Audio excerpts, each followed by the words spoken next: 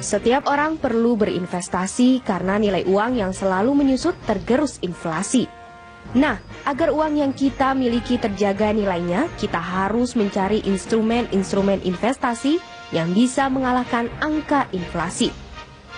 Perbankan selama ini menjadi daya tarik utama masyarakat dalam berinvestasi. Produk perbankan seperti tabungan dan deposito menjadi yang paling diburu masyarakat untuk berinvestasi. Namun kini seiring perkembangannya, masyarakat mulai mencari produk investasi perbankan lain yang memberikan hasil imbal investasi lebih tinggi. Hal itulah yang kemudian digunakan oknum-oknum tak bertanggung jawab untuk berbuat curang.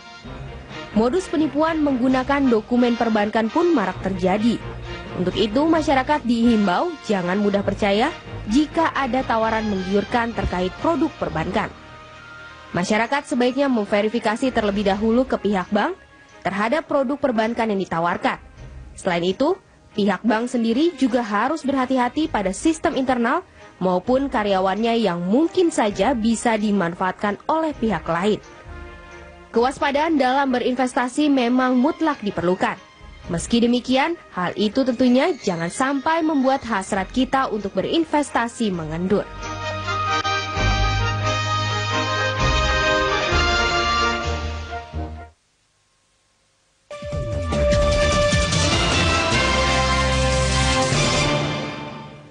Investasi dengan bunga atau imbal hasil yang tinggi dan waktu pengembalian yang relatif singkat membuat masyarakat sering lupa bahwa resiko yang diambil juga besar. Untuk membahas bagaimana mengenali investasi berbunga tinggi yang tak aman, kita akan membahasnya langsung bersama perencana keuangan Lisa Sumarto.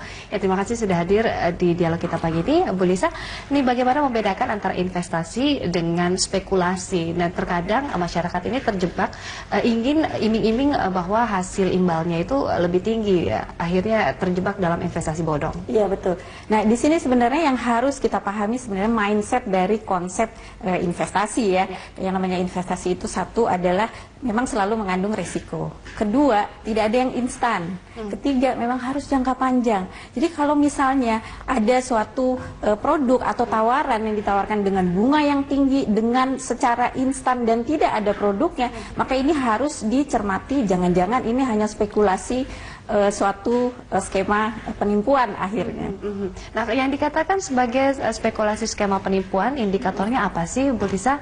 Ini masyarakat senangnya, ya, sayang sekali senangnya itu ingin sesuatu hal yang instan, ya, dan bunga tinggi. Nah, jadi iming-imingnya tuh selalu diberikan bunga yang tinggi dalam jangka waktu yang pendek. Kadang-kadang di bulan depannya itu sudah bisa mendapatkan 10%, 20%, bahkan ada yang menawarkan 30%. Jadi ini hal utama yang biasanya pertama kali ditawarkan oleh pihak yang boleh dibilang ya pengelola dana, ya, tapi ya sebenarnya bukan. Ini yang ditawarkan kepada masyarakat, bunga yang sangat tinggi. Oke, kalau kita lihat produk investasi bunga pendek tapi juga turning income-nya lebih cepat begitu, ya, itu patut disiasati atau mungkin kita perlu aware begitu, ya. Jangan-jangan itu hanya spekulasi atau investasi bodong begitu, ya. Nah, kalau kita lihat untuk jenis-jenis yang mungkin kita bisa gunakan, kan sekarang ini yang konvensional juga ada bentuk-bentuk investasi dari pemerintah yang sudah ada tabungan, deposito. Ini bagaimana mensiasati atau mungkin kita lihat kan semua ingin margin keuntungan itu lebih besar. Seperti apa mensiasatinya? Itu sebenarnya sudah benar bahwa kita menginginkan tentunya return yang lebih tinggi dari inflasi, ya.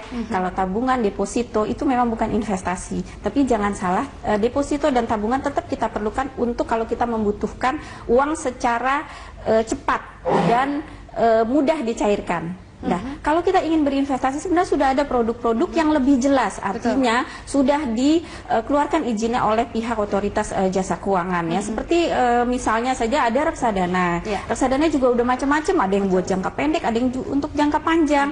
Terus kemudian ada ORI, obligasi retail Indonesia, itu juga dikeluarkan oleh pemerintah, tentunya tingkat keamanannya bisa dijamin, ya. Terus kemudian juga saham juga bisa, Hanya saja memang itu tadi, yang namanya investasi harus jangka panjang. Jadi kita benar-benar mesti mengetahui dana ini kapan sih kita gunakan. Kalau misalnya jangka panjang nggak apa-apa kita masuk ke saham.